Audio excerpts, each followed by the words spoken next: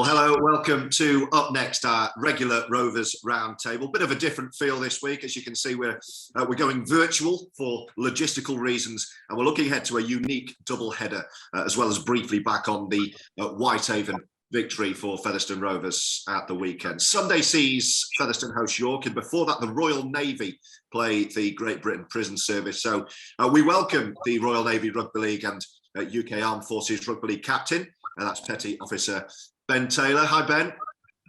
Hey up, George. All right? I'm good, mate. You may also know him as Yorkshire Pros. We also have Sergeant Sean Houghton, the Royal Navy Rugby League Vice Captain and UK Armed Forces player, and a serving Royal Marine as well. Hi, Sean. How you doing, lads? You all right? Yeah, really good. And the Featherstone boss and a former Royal Marine himself, Mr. Brian McDermott, is with us. How are you, sir? Hello. Hello, yeah, good, thanks. Cheers, George. Hello, Ben. Hello, everybody. Hello, Brian. Brian, we'll reflect just briefly with you on the Whitehaven trip in a moment. But Ben, first of all, just ahead of this big double header, maybe if you put the weekend and the double header into context for us and how big a deal this is for all involved. Yeah, so it's just a great opportunity to just play on a bit of a platform, you know, as a curtain raiser to Fev. It's where it's fallen in our season. This is sort of the last game that we'll have prior to what's the biggest part of our season, which is inter-services, when we play against Army and Royal Air Force. So this is hopefully a bit of a test for us in lead up to that. We can see where we're at, and then when we get together after summer for inter-services, we'll be in right place. And Sean, in terms of the occasion for you, how much are you looking forward to this, and you know what value do you place on this kind of shop window for the sport? Yeah, really looking forward to it. Obviously, Fev in York, it's going to be a good game itself. But obviously, the curtain raised before, I think it'll be a cracker with ourselves in the prison service. Like Ben said, it's our last game before we go into services, so hopefully we can get some of the youngsters involved as well that are coming through our system at the minute, and then it should be a cracker. We'll pick up on a couple of those points in a moment. Brian McDermott with us as well. Brian, just before we look ahead to your game, I guess let's sum up last weekend. We always start with that on Up Next. Your considered reflection, I guess, in one answer, and on that win at Whitehaven. I know you were frustrated about a few things when I spoke to you directly afterwards. A few days on, how are you feeling? Yeah, we've been in a bit of a slump.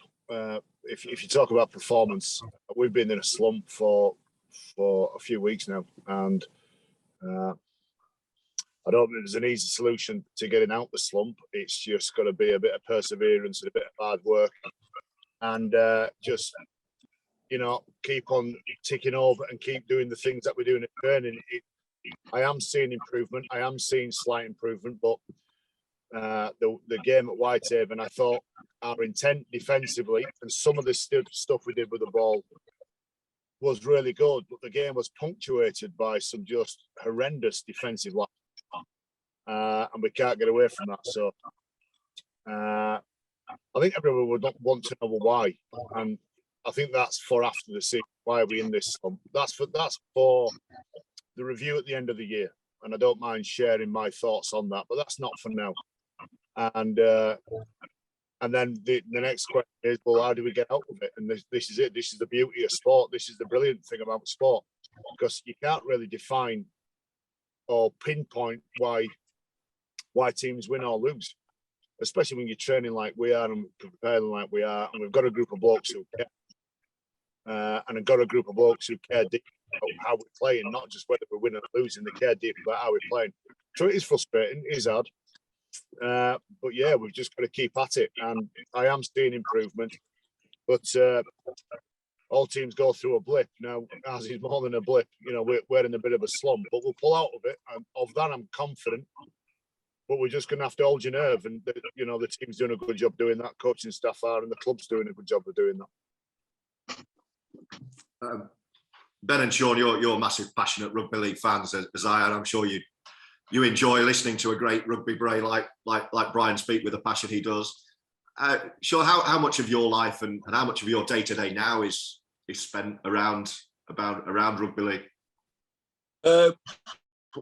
In Northern, I don't know, Wigan, you have last 2 years, and obviously one of them is football or Wigan Warriors. Just being a big rugby town, you just automatically get drawn into the Warriors, and then from childhood, just watching them, the Saints derbies, you know, the great comeback with Matt Caldwell at Bradford and all that, and then just the weekends watching it. I think it's, in my eyes, the greatest sport on earth. So, and obviously, I think we've seen that the other day with actually the Origin as well, just how that class it was. And you guys have had a good run, a good Challenge Cup run this season. Talk to us a little bit about that and what that did for you all. Maybe Sean Sorry, can again on that. Yeah, obviously Challenge Cup run was great. If you get to the second round and past that, then you're just going to enjoy it from there on there out. Getting past the Army in the second round was brilliant. Gives us a confidence boost, especially with 7 lads up making their debuts that game. And after that, when you're going into the third and fourth round, it's just a case of just enjoying it. You know, you're in a Challenge Cup. Some people say you probably don't have the right to be there, but we did, and we just enjoyed it every time we actually got together and then put on the shirt again. And came unstuck against Batley, and Featherstone have found out what that feels like this year as well. Ben, in terms of you, give us an insight of the profile of rugby league within the armed forces, and you've seemed to have created this niche as Yorkshire Pros as the bridge between armed forces and rugby league. Tell us a little bit about the alter ego you've created and how you enjoy that profile. Well, it's something that sort of happened by accident, but yeah, I've enjoyed some brilliant opportunities that have come along with it, and I've tried to make most of them. Like you say, at the heart of it, to raise the profile of Forces Rugby League along with that.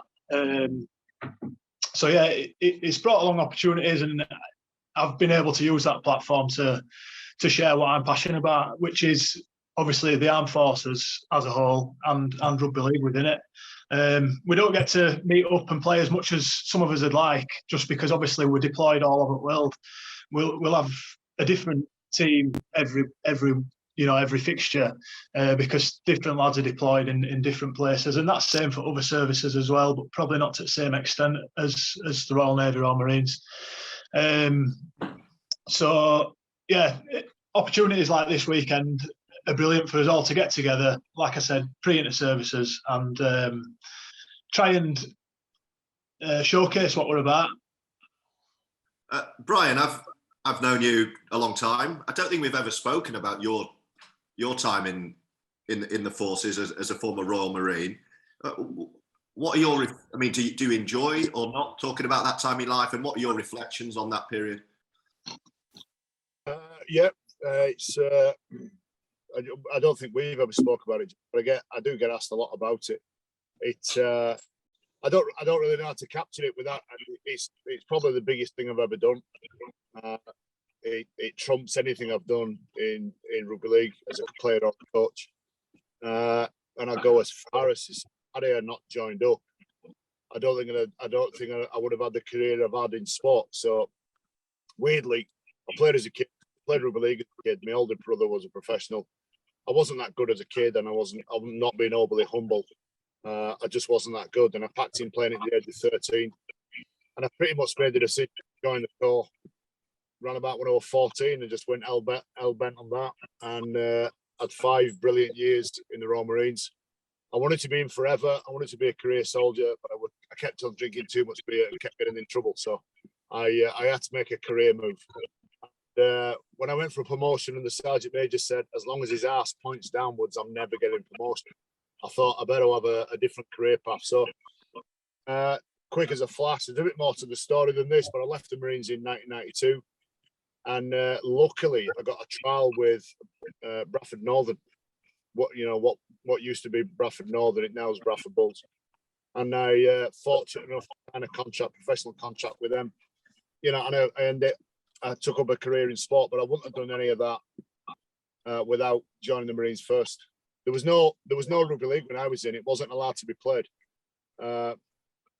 Some of the ridiculous nature of you couldn't play rugby league, you know, and back then, a rugby union player, whether you be civilian, they couldn't trial in rugby league back then, which we find silly now, but back then, if you played amateur rugby union or the Premiership or the First Division rugby, there wasn't how to trial professionally with a rugby league team.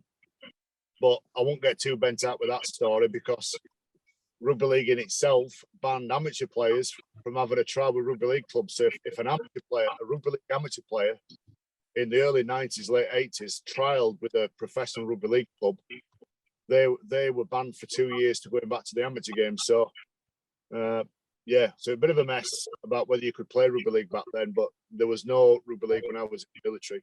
It just started to happen in the military just as I was leaving, which is unfortunate. I would have loved to represent the corps.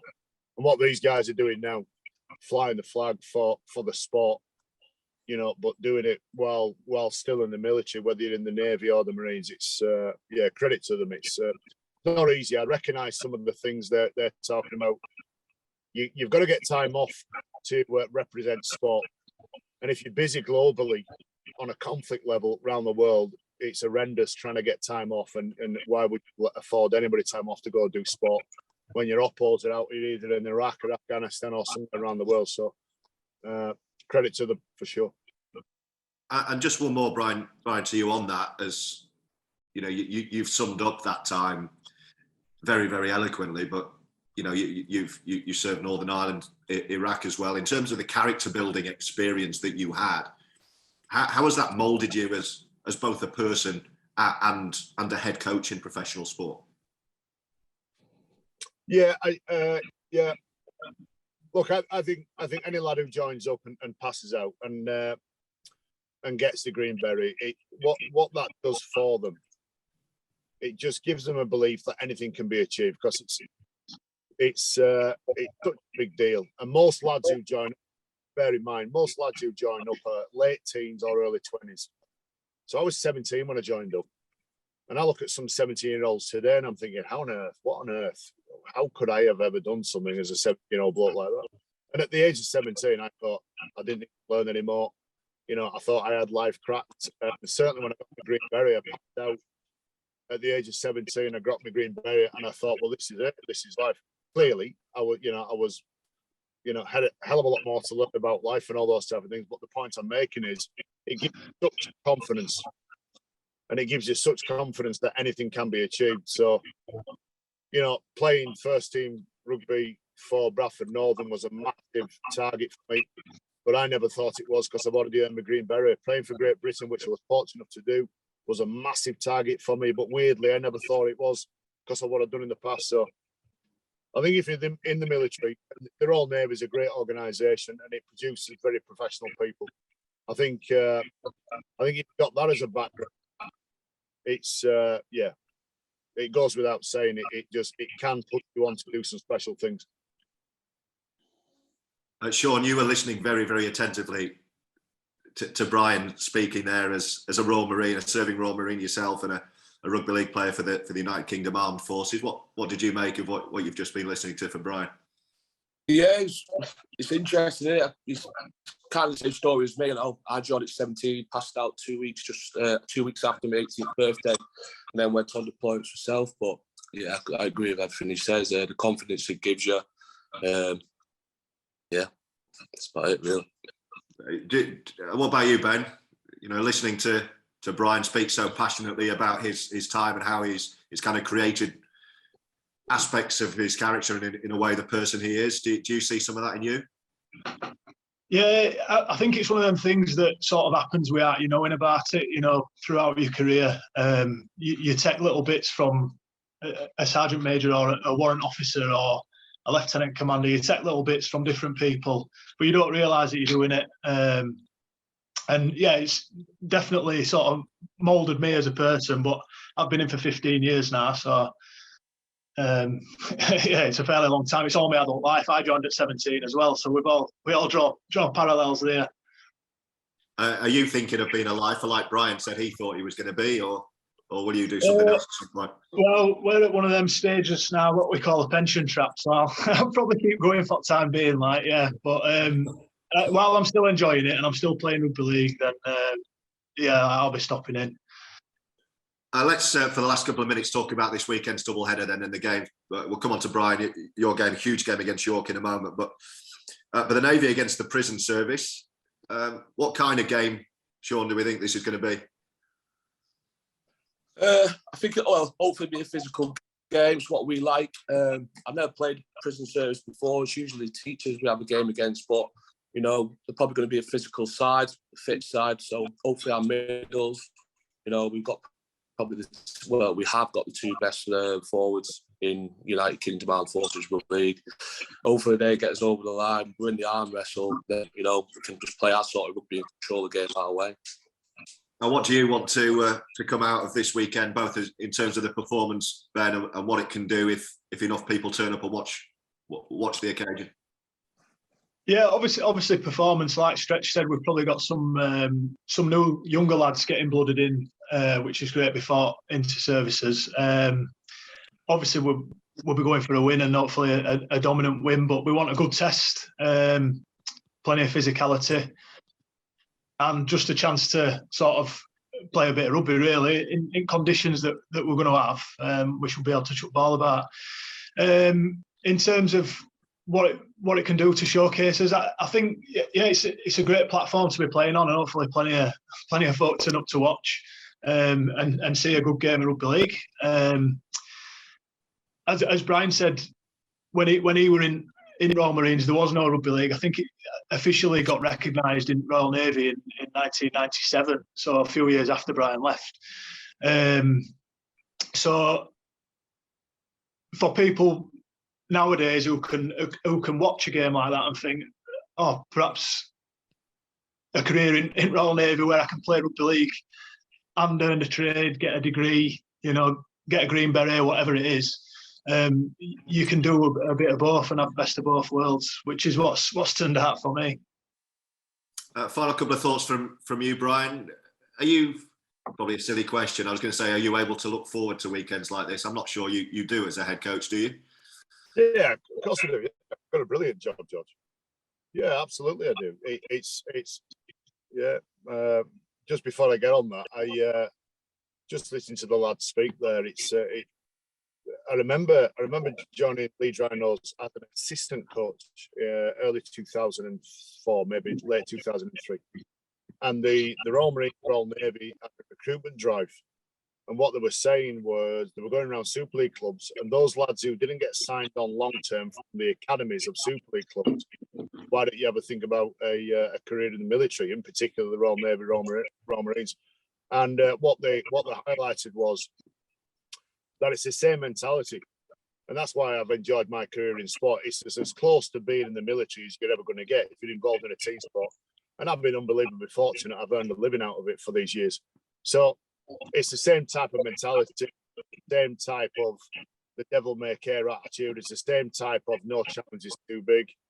And I just endorse what Ben was saying there, that if you ever fancy a career in the military and you want to play rugby league, go do it.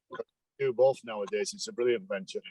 In terms of this weekend, for sure, it's a challenge, George. And we're in a slump. I've already mentioned, but that in itself is it comes with its own landscape, and you've got to enjoy it. You've got to enjoy it.